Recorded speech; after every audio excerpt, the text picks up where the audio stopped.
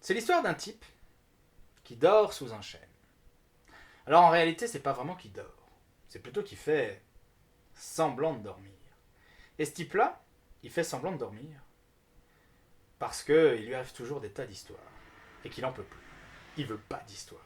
C'est bien simple, ce type-là, il peut pas faire un pas en dehors sur le sentier sans qu'il lui arrive des histoires. Et lui, il en a assez. Il veut qu'on lui fiche la paix. Et donc il est là, sous son chêne, et il fait semblant de dormir. Et d'ailleurs, ça se voit qu'il fait semblant de dormir. Parce qu'il est là, il s'agite, il est comme s'il y avait quelque chose qui le dérangeait. Tu vois. Sauf que, quand t'es dans une histoire, et que l'histoire a commencé, et que toi tu fais semblant de dormir sous ton chêne, faut bien t'attendre à ce qu'il y ait un truc qui te tombe dessus. Là, à la limite, vu qu'il fait semblant de dormir sous un chêne, ce qui aurait pu lui tomber dessus, c'est un gland. Fin. Sauf que c'est pas tout à fait ça. C'est pas tout à fait un gland, mais presque. Ce qui lui tombe dessus, c'est un autre type. Alors lui, ce type-là, c'est pas tout à fait le même type de type. Ce type-là, c'est plutôt le type un peu mystérieux. Du genre à porter un chapeau, à large bord sur la tête. Du genre à s'aider d'un bâton pour marcher. Du genre à avoir une grosse barbe fournie. Et ce type-là, il s'approche de notre type qui fait semblant de dormir sous son chêne. Il s'approche et il lui fait Psst. Mais le type, évidemment, il répond pas, vu qu'il fait semblant de dormir. Mais le type au chapeau, au bâton et à la barbe, c'est un malin. Il s'en laisse pas compter comme ça. Alors, il refait Psst. Je dors. Non, non, non, non, tu dors pas. Si tu dormais, déjà tu répondrais pas. Fait l'autre type, celui au chapeau à large bord. Bon, ok, je dors pas, mais je te le dis tout de suite, je veux pas d'histoire. Oui, mais je le sais ça, répond le type au chapeau à large bord. Je sais que tu veux pas d'histoire. D'ailleurs, c'est pour ça que je suis là. Parce que tu veux pas d'histoire. J'ai un truc à te proposer. Là, évidemment, le type qui faisait semblant de dormir, il lève un sourcil quand même. Il est intrigué. Le type, il dit J'ai un truc pour toi. Ça s'appelle l'œuf de la sérénité ultime. Avec lui, c'est fini. Il n'y a plus d'histoire. Tu n'auras plus jamais d'histoire. Tu auras la paix pour toujours. Et pour toujours la paix. Là, le type, évidemment, il est super intéressé. C'est comme ça que le type au chapeau à large bord lui vend sa salade. Le type qui faisait semblant de dormir, il lui demande Vas-y, donne-le-moi, moi je suis intéressé, je le veux, moi. L'œuf de la sérénité ultime. Je l'ai pas, répond le type au chapeau à large bord. Par contre, je peux t'aider à le trouver. Tiens, prends cette pièce de monnaie. Avec cette pièce de monnaie, tu vas la mettre dans ta poche et tu vas monter là-haut, dans la montagne. Et tu vas voir, il y a une grotte. Et cette pièce, tu vas voir, elle va t'aider dans ta quête. Et le type qui faisait semblant de dormir, il se méfie pas. Il sent pas l'entourloupe. Il comprend pas que c'est comme ça que l'histoire est en train de commencer. Il prend la pièce et il s'en va dans la montagne, là-haut. Et il marche une, et deux, et trois, et 18 heures. Parce qu'en fait, c'est un peu beaucoup plus loin que juste là-haut, dans la montagne. Et il arrive devant la grotte. Et la grotte, pour tout te dire, c'est un peu la grotte d'AliExpress et les 40 voleurs. Sauf que là, il n'y a pas de sésame, parce que la grotte, elle est toute ouverte. Et qu'il n'y a pas 40 voleurs, ils sont que 3. Et ils sont chinois. Il y en a un, c'est un voleur. Il est borgne de l'œil droit. Il y en a un autre, c'est un voleur. Il est borgne de l'œil gauche. Il y en a un troisième, c'est un voleur, il est...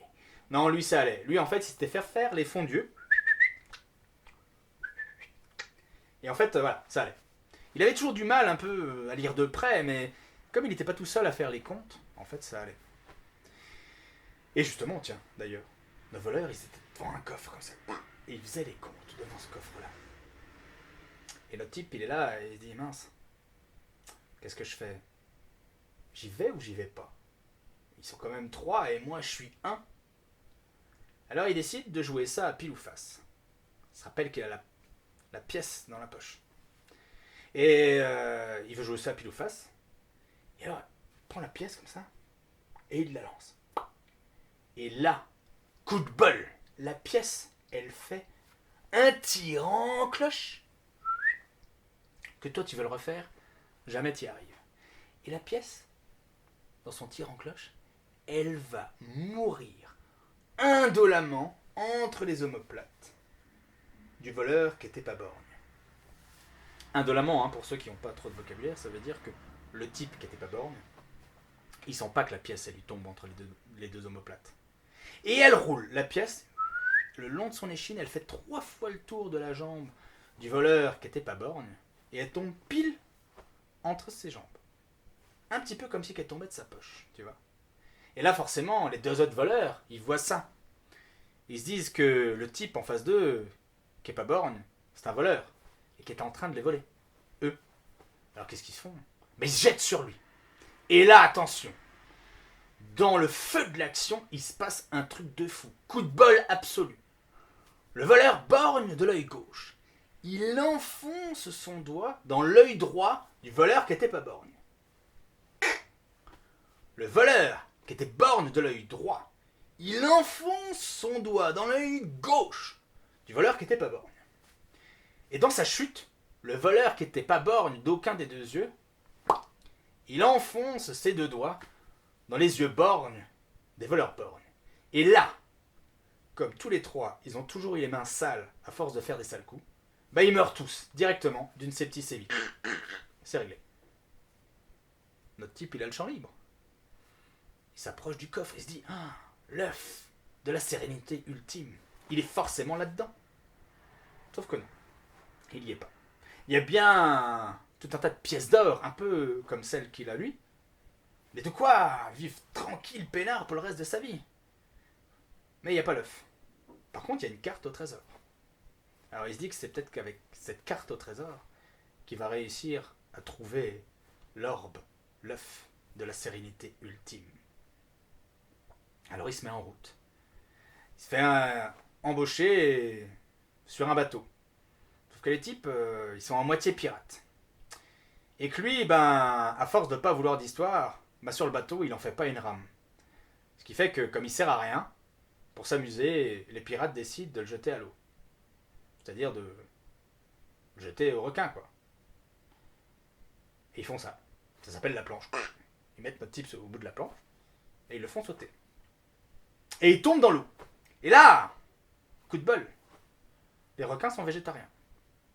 Il y en a même un, il est tellement urbain qu'il emmène directement notre type sur l'île au trésor. Et l'île au trésor, si tu veux, c'est un peu comme n'importe quelle île au trésor. Il y a une croix gigantesque au milieu, toute rouge, pour indiquer où se trouve le trésor. Notre type, il creuse à cet endroit. Tombe sur un coffre, un deuxième. Là, il fouille. Il y a plein de richesses, des bijoux, de quoi vivre toute sa vie, tranquille. Mais il n'y a pas l'œuf. Sauf que cette fois, il est un peu moins bête. Il remet tout dans le coffre. Il ferme. Il se dit, au cas où, hein, ça peut toujours servir. Il se construit un radeau. Sur le radeau, il met le coffre. Puis il met une montagne de noix de coco pour refaire la traversée. De telle sorte que les noix de coco, il n'en peut plus, quoi. Ça lui file des boutons, il peut même plus les voir en peinture. Et puis, à force de dériver, il retourne à la terre ferme. Et il retourne sous son arbre. Là, à ce stade de l'histoire, tu veux, il a déjà de quoi vivre toute sa vie peinard, tranquille. Sauf que il a à peine le temps de s'adosser de nouveau au tronc du chêne que... Tu vois, il ferme les yeux, mais à nouveau, ça le dérange. Il sait pas comment faire. Il n'arrive pas à avoir la paix, malgré toutes ses richesses. Alors, l'histoire aurait pu en rester là, mais il est trop dérangé, il veut la paix. Alors, il se remet en route. Mais ça, mes bons amis, si vous êtes sages, ce sera une histoire.